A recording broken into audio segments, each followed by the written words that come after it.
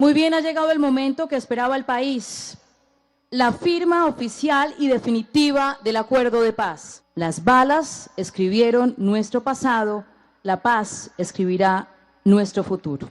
Según cifras de la Agencia para la Reincorporación y la Normalización, tras la firma del acuerdo de paz son cerca de 13.000 excombatientes, quienes se reintegraron a la vida civil.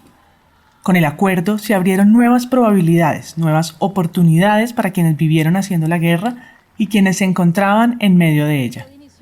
Se dio paso al diálogo y, por supuesto, a nuevas formas de narrar. ¿Cómo han cambiado las dinámicas para ejercer el periodismo en Colombia? La comisionada de la Verdad, Marta Ruiz, hace énfasis en la urgencia de estas preguntas. Se ha hablado de la violencia contra los periodistas. Yo quisiera saber, como no estamos condenados a vivir siempre en el infierno, en la guerra, y queremos construir un país distinto, y queremos la paz, y queremos transitar, y estamos un poco intentando que esto sea un tiempo de transición.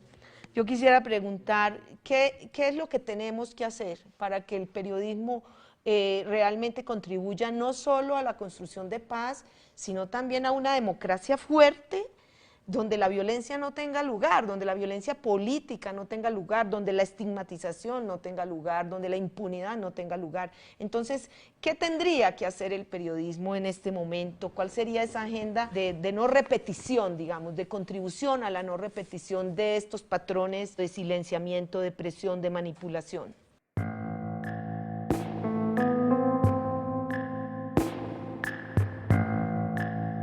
Contar, contarse, ser tenido en cuenta. Callar, ser callado, silencio y muerte. Contar, publicar, delatar.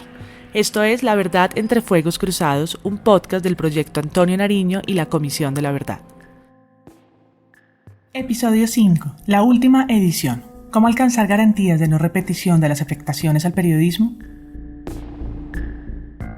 Primera parte. Periodismo después del acuerdo.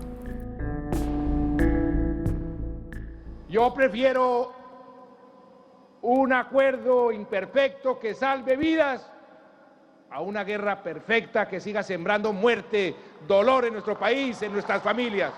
Organizado en 6 puntos estructurales, el acuerdo planteaba además influir directamente en la democratización de la información y la pedagogía del acuerdo, con la creación de 20 emisoras comunitarias, y así fortalecer la pluralidad de voces que habitan las regiones más afectadas por el conflicto. A la fecha existen 11 estaciones de radio.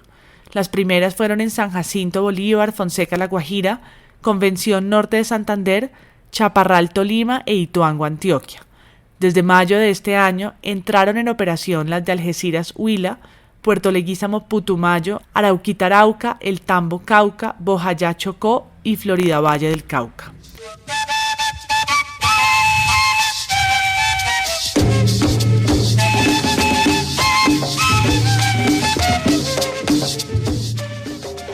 El acuerdo estipuló además que las emisoras fueran establecidas en lugares donde se ejecutan los programas de desarrollo con enfoque territorial PEDETS y que su parrilla de contenidos fuera asignada de manera equitativa a víctimas, movimientos sociales, cooperativas de excombatientes y el gobierno. La llegada de Radio Nacional de Colombia a San Jacinto significa para los sanjacinteros la gran oportunidad para mostrar nuestra cultura a Colombia y al Caribe colombiano, toda esa riqueza que tienen los Montes de María y que nuestro pueblo San Jacinto... Por un lado, el acuerdo significó un ecosistema más plural. Por el otro, las disidencias y nuevas disputas han retado al periodismo a viejos y nuevos desafíos. Escuchemos primero a Carmen Rosa Pavón desde Arauca hablar de esas aperturas y ganancias al silencio. Por primera vez yo fui activista así de un proceso por el sí, convencida de que era preferible verlos a ellos haciendo política y verlos defendiendo sus ideas y como congresistas y no con las armas, porque pues muchos de mis desvelos se los debí y todavía estoy cicatrizando ese acoso. Para mí como periodista cambiaron muchas cosas después del diálogo con las FARC. Pude volver al sector rural. Eso fue algo que me llenó en el cubrimiento periodístico. Pude volver a veredas que eran vetadas para mí por las dificultades. He estado en zonas donde las FARC eran muy fuertes, he hablado con los campesinos, ellos han podido expresar libremente lo que sienten. El tema ya no fue solamente el acoso que tenían de ellos, sino la lucha por la carretera, soñar con una mejor vía, con que sacan el plátano, en fin. He podido hacer ese tipo de reportería, reencontrarme con la reportería en el campo como periodista. Eso es lo mejor que me ha pasado a mí después del proceso con las FARC. Tengo que reconocer que el acoso ya no es tan fuerte. El conflicto sigue vivo, pero no es la horrible noche horrorosa que vivimos en tiempo pasado. En esa misma línea de pluralismo, escuchemos ahora a Stephen Ferry, periodista nacido en Estados Unidos y radicado en Colombia, quien nos va a hablar sobre los cambios en la reportería gráfica tras la firma del acuerdo. Desde el sector de la fotografía, la reportería gráfica, el proceso de paz ha abierto campo. Hay todo un movimiento en la fotografía documental y hay jóvenes muy talentosos que están saliendo y haciendo trabajos muy valiosos.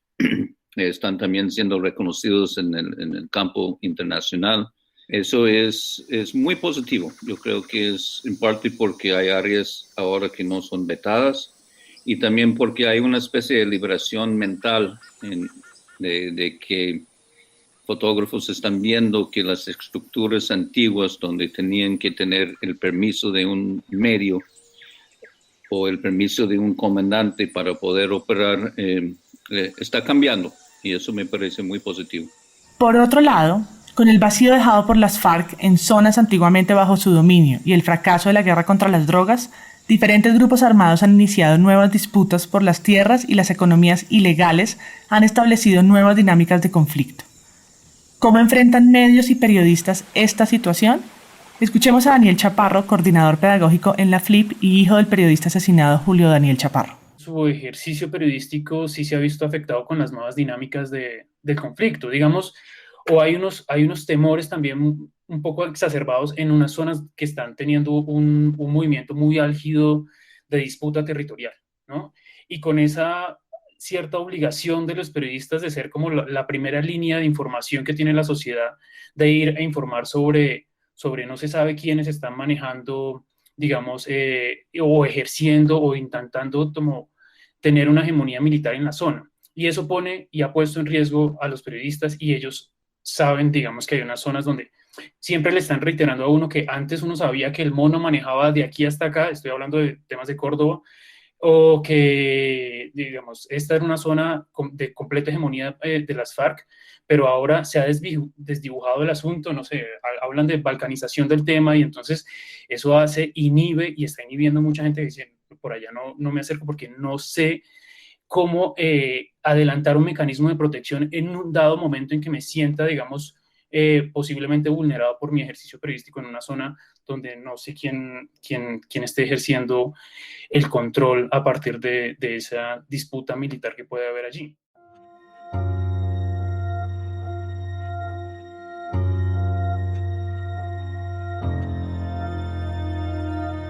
Son 8 las y los periodistas asesinados en Colombia tras 5 años de la firma del acuerdo.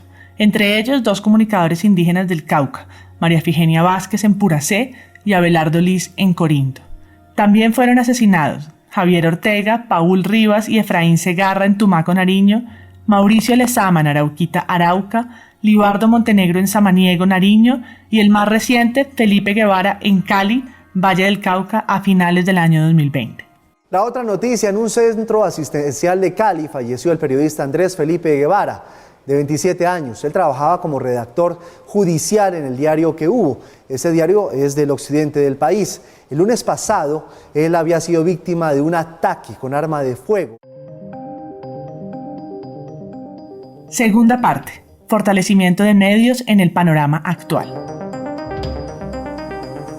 Al inicio de este episodio, la comisionada Marta Ruiz afirmaba que no estamos condenados a vivir en el infierno de la guerra.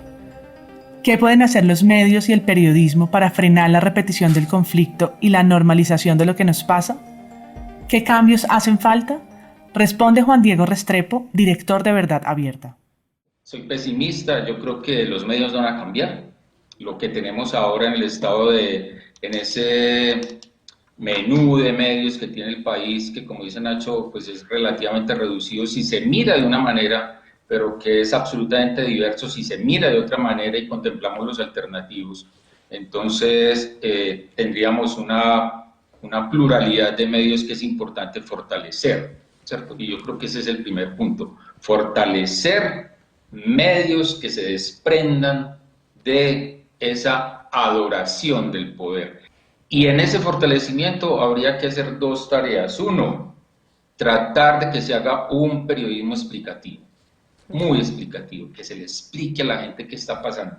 Si no se le explica a la gente qué es lo que está pasando, si no se le explica honestamente a la gente qué es lo que está pasando, qué es lo que ha pasado, qué es lo que está pasando y qué es lo que va a pasar, pues nada, vamos a seguir en las mismas. No hay que cambiar a los periodistas, hay que cambiar a los dueños del negocio. Si los dueños del negocio tienen la apertura mental para que sus periodistas hagan otra cosa, sean novedosos, pues podemos ir cambiando. Pero yo creo que hay que mirar si podemos fortalecer esos medios que son, digamos, en esa casilla de alternativos. Hay suficientes medios en las regiones para fortalecerlos, enseñarles, reeducarlos, comprometerlos, y formarlos nuevamente en nuevas tendencias del periodismo.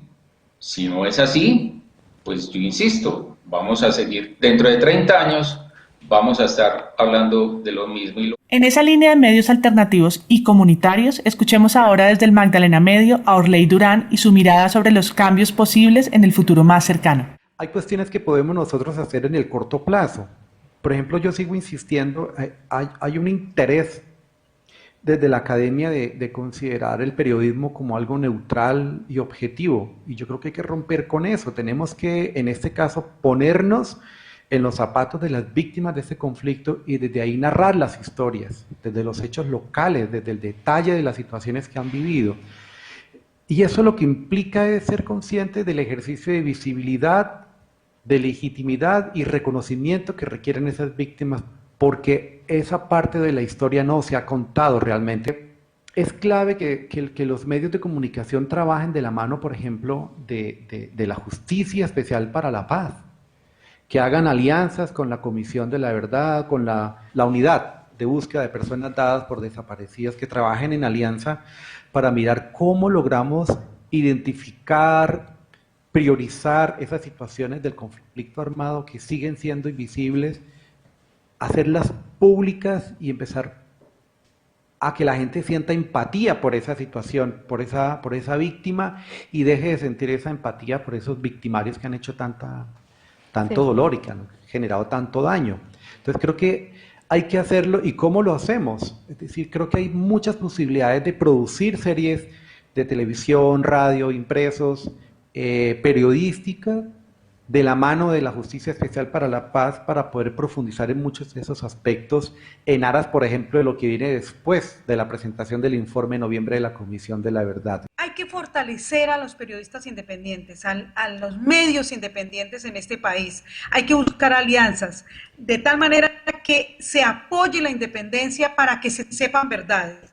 Y también yo creo que hay que darle oportunidad a ese periodismo investigativo, porque no se está haciendo investigación, entonces no se está profundizando en lo que el ciudadano común y corriente debe saber, y hay que buscar también cómo fortalecer las investigaciones.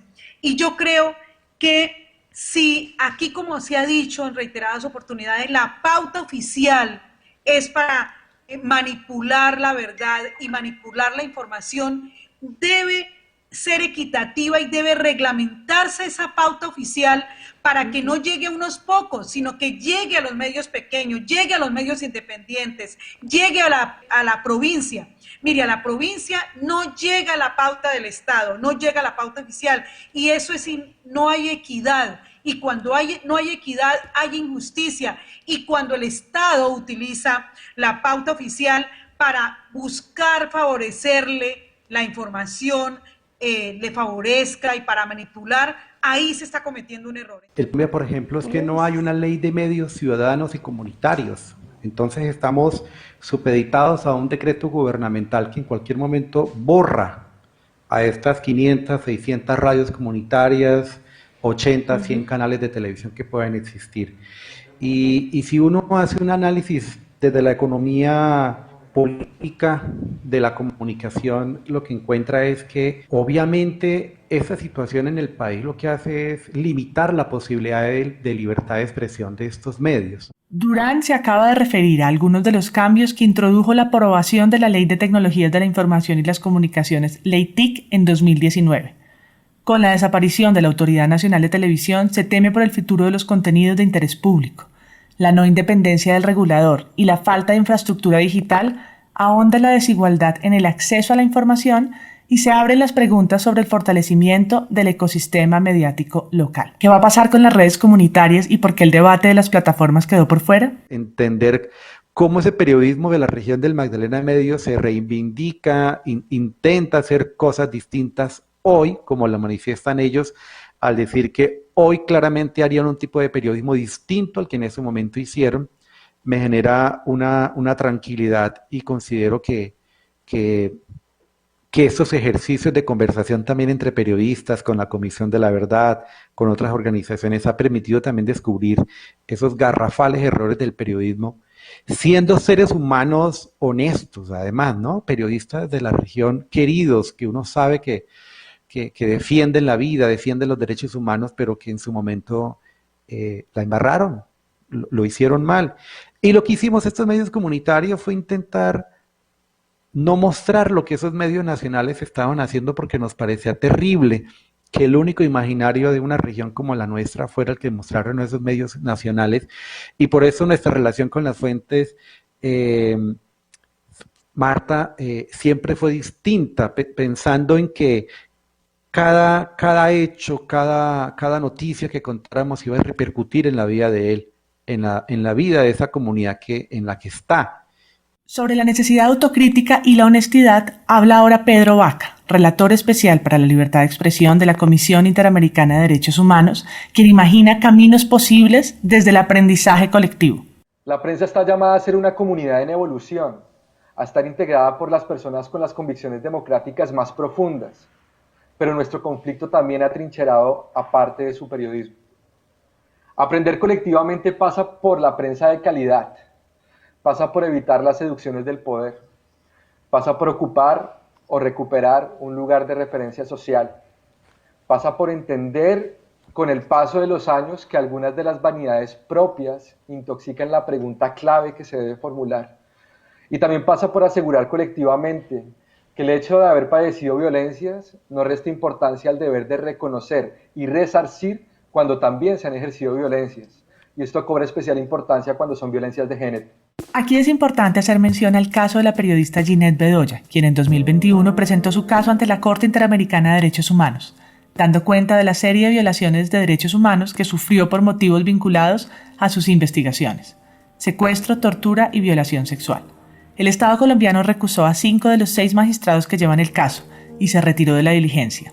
Sus recusaciones, sin embargo, fueron negadas por el Tribunal Internacional, que concluyó que el Estado estaba especialmente obligado a actuar para proteger a la periodista. Sin embargo, se evidenció la falta de adopción de medidas adecuadas y oportunas para protegerla y prevenir la ocurrencia de dichos hechos, a pesar de la existencia de amenazas previas. Este es considerado el primer caso que se centra en un hecho de violencia sexual cometido en Colombia, uno que podría sentar un precedente histórico en la defensa de cientos de mujeres que han sido víctimas de crímenes de violencia sexual cometidos en el marco del conflicto armado en el país. También un precedente en la lucha contra la impunidad de casos de periodistas. También hay tareas por hacer en el Estado en que no se siga fortaleciendo la impunidad. Mire, yo tengo unos datos. Hace 29 años fue asesinado Néstor Henry Rojas Monge y no sabemos quiénes fueron los actores intelectuales. Hace 18 años fue asesinado Efraín Varela y Luis Eduardo Alfonso y no sabemos qué buscaban, cuál era la estrategia que había detrás de acallar a Efraín Varela y a su medio de comunicación que salió tan maltratado. Entonces, la impunidad es la mejor aliada de los violentos para seguir acosando a los periodistas en Colombia. Haciendo un ejercicio sobre los 160 periodistas asesinados, es un tipo de violencia, ¿no? El mapa de agresiones que tiene la FLIP, que viene renovando cada tiempo, da cuenta en este momento de 20 tipos de agresiones. Y bueno, la que más impacto pueda tener es la violencia letal, el asesinato de periodistas. Y el dato es que, por ejemplo, dentro del universo de periodistas que trabajaban en medios escritos, siguiendo, digamos, el patrón, bueno, no el patrón, sino el criterio que utiliza el Centro de Memoria Histórica cuando los clasifica entre grandes, medianos y pequeños. Yo hice un ejercicio de mirar los medianos y pequeños, y entre esos hay unos 45 periodistas que fueron asesinados que pertenecían a esos medios. Simplemente quería buscar qué tipo de periodismo realizaban estos periodistas. Y de esos 45, hay 18 medios que yo no pude encontrar siquiera un artículo consultando, digamos, en los grandes centros de hemerotecas del país. Todavía, frente a la violencia un poco más que más conocemos, sobre la que más se ha escrito, que ha sido los asesinatos a periodistas, no podemos dar cuenta en plenitud de qué tipo de ejercicio, de qué ejercicio periodístico realizaban varios de ellos. Ahora, sobre la realidad de medios masivos, Ignacio Gómez, subdirector de Noticias 1, habla sobre el futuro y los retos que supone la concentración mediática para la independencia y sostenibilidad de estos medios, así como para el pluralismo mediático. Cuando escuchaba al compañero del Magdalena Medio, a Carmen Rosa, los veía como suficientemente orgullosos y con toda razón del trabajo que han hecho en las regiones, pero no podemos hablar de lo que no hay en Colombia. Es decir, en Colombia en los 70 y 80 no hubo revolución de la radio comunitaria ni de la radio regional. En los 90 no hubo revolución de la televisión comunitaria y regional, y difícilmente al comenzar el siglo XX hubo una mini revolución de los periódicos locales, pero que de todos modos tenían a Colombia atrasada sobre lo que habían sido las revoluciones de medios de comunicación en otros países de América Latina. Es decir, Colombia, muy orgulloso de su intelectualidad, es un país que tiene muy pocos medios y estamos en una situación tan dramática hoy que nuestro derecho a estar informados fundamentalmente está en las manos de 3 grupos de banqueros. Tenemos claro por sus gestos que no son personas necesariamente apegadas a la misión social del periodismo, a que esto tiene una función que cumplir con la sociedad. En la actualidad, según el informe Monitoreo de Medios realizado por Reporteros Sin Fronteras, 3 grupos empresariales concentran el 57% del total de los contenidos a los que se puede acceder en radio, televisión, internet o prensa. Escuchemos a Holman Morris, director del Tercer Canal, sobre este tema. Creo que tiene que ser una apuesta de la sociedad colombiana, no solamente del periodismo, una sociedad colombiana que quiera sentirse bien informada. Colombia trasegó la mitad del siglo XX y arranca con el siglo XXI con una sola revista de circulación nacional, un país tan convulsionado, conflictivo como Colombia, con una sola revista de circulación nacional, que hoy pertenece a un banquero o a un hijo de la banca. Y un sólido de circulación nacional que pertenece a otro banquero. Eso, permanecer atados a grandes medios de comunicación, ligados a grandes grupos empresariales, solo y exclusivamente los colombianos, me parece totalmente nocivo para la buena salud de la democracia. No es culpa de estos grandes medios de comunicación, ni mucho menos. Estamos en una sociedad de libre mercado, en fin, pero la sociedad colombiana, la filantropía colombiana, los empresarios demócratas que quieran así verse, y nosotros los periodistas, tenemos que fundar más medios de comunicación en Colombia. Colombia es el país en América Latina que presenta una mayor concentración de medios de comunicación en manos de grandes monopolios económicos. Eso va a tener unos problemas, va a generar problemas para la democracia colombiana, los genera ya en clave de transición democrática. Cuando surgen fuerzas alternativas con fuerza en el panorama político colombiano, ¿será que esas fuerzas alternativas progresistas tienen garantías en medio de un panorama donde los grandes medios de comunicación pertenecen a los hombres más ricos del país? La solución es la apertura democrática de medios de comunicación en Colombia. Ahora 2 últimas ideas sobre lo que podemos hacer. Falta volver al principio. El problema no es ni de los medios de comunicación ni de los periodistas. El problema es que los medios de comunicación son sociales, es decir, deben provenir de la sociedad. La sociedad colombiana, en primer lugar, tiene que rehacer su tejido social. Y de ese rehacer su tejido social, tienen que surgir medios que sí satisfagan el derecho a la libertad de expresión y el derecho a la información que tienen los colombianos. Cosa que está pasando de más en más con proyectos periodísticos como Todito por Codazzi en el Cesar, Noticias NBI en Tolima, Publinoticias en Carmen de Atrato, Informativo 724 en el Caquetá, Vorágine de Periodismo de Investigación, Manifiesta de Periodismo Feminista, Chambacú TV, Confidencial Arauca, Loco Sapiens, El Original, La Directa, Cofradía para el Cambio, Morada Noticias, Rutas del Conflicto y otras iniciativas en red como la Liga contra el Silencio. Además de medios, Pedro Vaca de nuevo habla aquí sobre el ejercicio colectivo de analizar el rol del periodismo y su legitimidad. Si el 10% de las reflexiones privadas de las salas de redacción se trasladaran a un plano más colectivo y pudieran derivar en acciones de mejora de aprendizaje, estoy seguro que la sociedad valoraría más el esfuerzo de la prensa y que los poderes lo pensarían 2 veces antes de hacer la llamada fácil que modifica un titular y castiga la correcta osadía de un periodista de contar lo que ve. Cierra este episodio la comisionada Marta Ruiz. A mí me parece que esta transición y este posconflicto y esta comisión de la verdad, su enemigo es el silencio. Esto es una cosa para romper silencios. Este podcast es un ejercicio de memoria, resultado de los espacios de escucha con periodistas. Un intento de contar, saber y entender para tener sentidos de pasado, presente y futuro. Coordinado por el proyecto Antonio Nariño y la Comisión de la Verdad, cuenta con el apoyo de la Unión Europea en Colombia.